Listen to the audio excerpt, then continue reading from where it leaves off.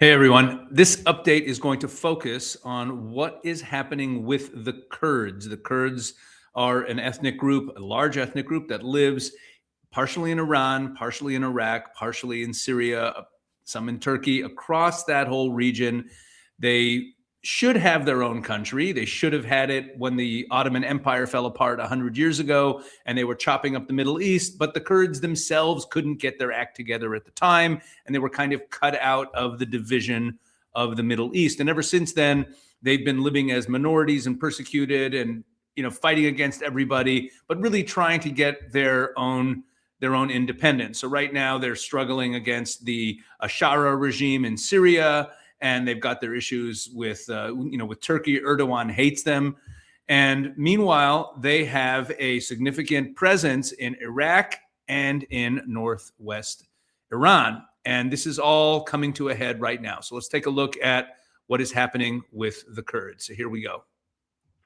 Drone strike hits Iranian Kurdish opposition group in Iraq, wounding 2. A drone strike on an Iranian Kurdish opposition group's base in Iraq's Kurdistan, wounded 2 fighters. This attack highlights ongoing tensions between Iran and militant groups in the region. A drone struck an arms depot in an attack at the headquarters of an Iranian Kurdish opposition group in the town of Dekala in Iraq's Kurdistan region on Wednesday. Okay. Iran has long accused Iraq's autonomous northern Kurdish region of sheltering militant groups involved in attacks against the Islamic Republic. Okay. So let me explain this a little bit more. So I mentioned this before the war started. This is from February 23rd, about 5 days before the war started. And obviously someone knew something was going on. The Iranian Kurdish factions, 5 of them, formed an alliance preparing themselves to topple the Tehran government, okay, if the opportunity should present itself.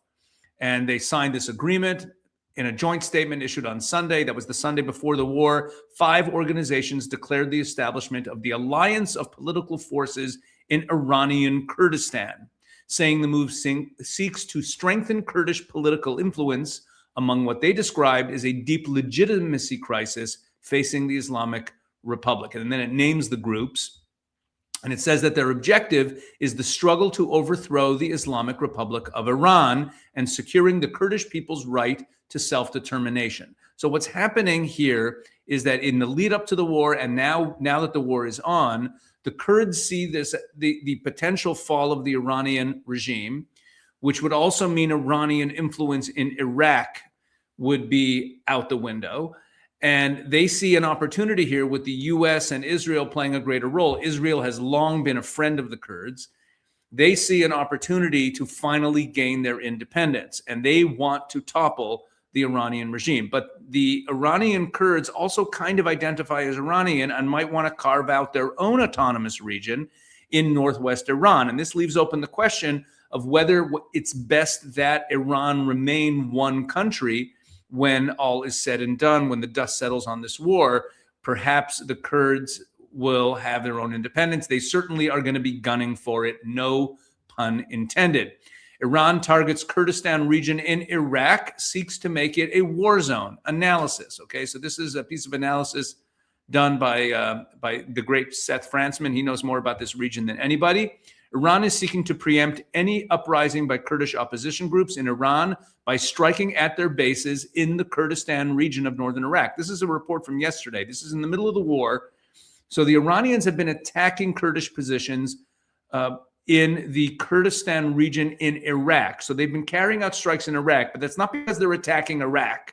Okay, Iraq is as friendly as a country can be to Iran. It's mostly Shiite, and Iran, ever since 2003 or so, Iran has had a lot of control over what goes on in Iraq. It's not a total occupation, and that's why Israel has had freedom of movement flying across Iraq on its way to attack Iran. So it's not like they're fully set up there, but Iran has a lot of freedom of operation in Iraq, and they've been attacking the Kurds in Iraq. This is part of Iran's attempt to turn Iraq into a new abroad, which was part of Russia's foreign policy. That's a term that means that they're going to create a new theater in a different country that's going to keep the conflict away from them. After the fall of Saddam's regime in 2003, Iran has begun to take over Iraq. Okay, and you have these Shiite militias there that are aligned with Iran. So they've been attacking them. Now, they've also been attacking the Kurdish Iranian groups, meaning, so there's Kurdish groups in Iraq and Kurdish groups in Iran, and the Iranians are attacking both of them. Kurdish Iranian opposition groups say Iran targeted them in northern Iraq. They were located there, but they claim operations in Iran. Okay, so they're getting ready. And then from today, we have the following. Kurds in Mahabad stormed and attacked the Iranian regime's prison. Okay, the Iranian regime's prison guards in Mahabad, and managed to open the doors of the large Mahabad prison. Right now, all the prisoners have been released. Some of them had execution orders. All are now free.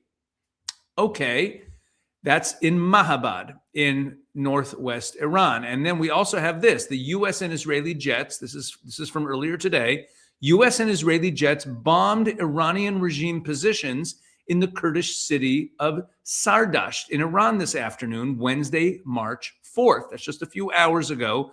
The U.S. and Israeli jets bombing Iranian regime positions in the Kurdish area in northwest Iran. So here's an interesting escalation.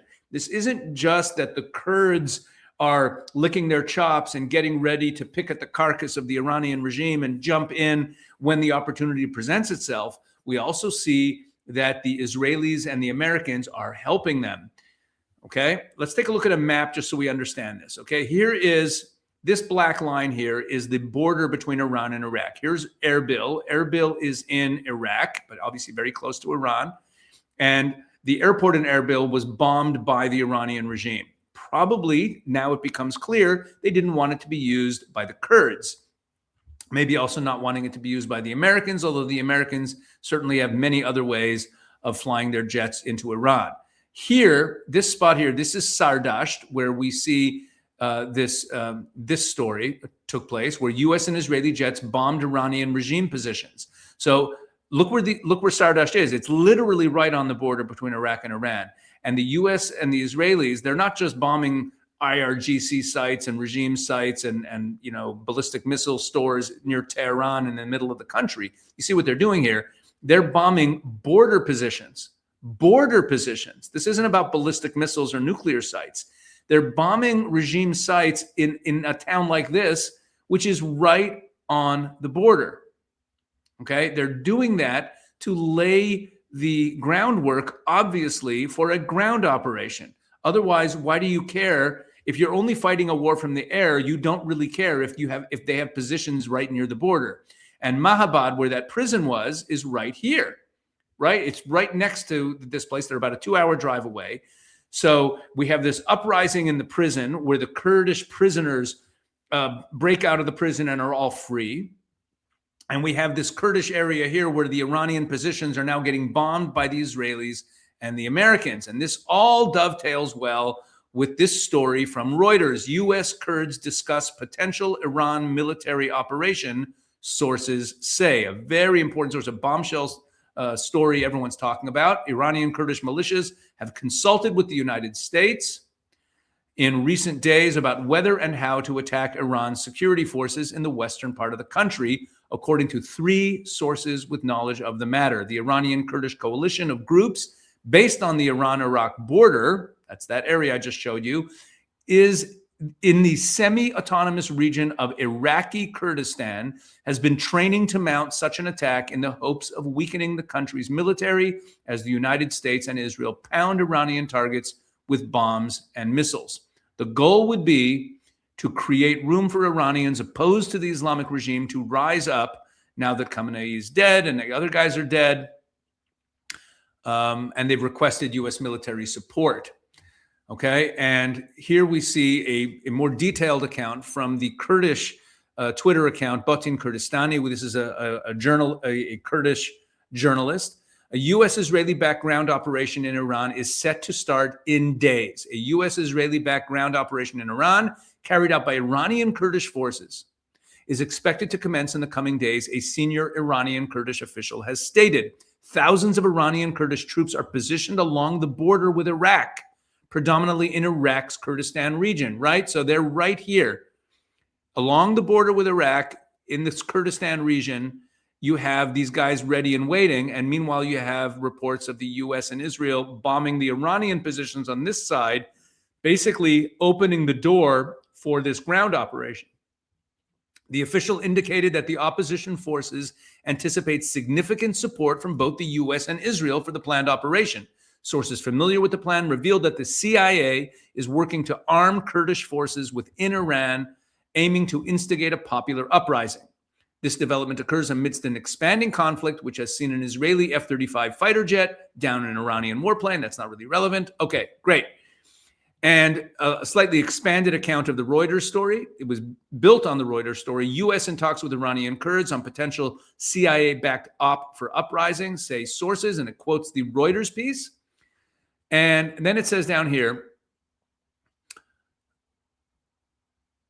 CNN was the first to report on the CIA's involvement with the groups and the potential ground operation. Axios said this week that U.S. President Donald Trump held a telephone call with two of Iraqi Kurdistan's top leaders, and that happened apparently on Sunday, a couple days ago. According to CNN, Kurdish forces have thousands of armed members in the border region, and they have been hinting that they are about to take action.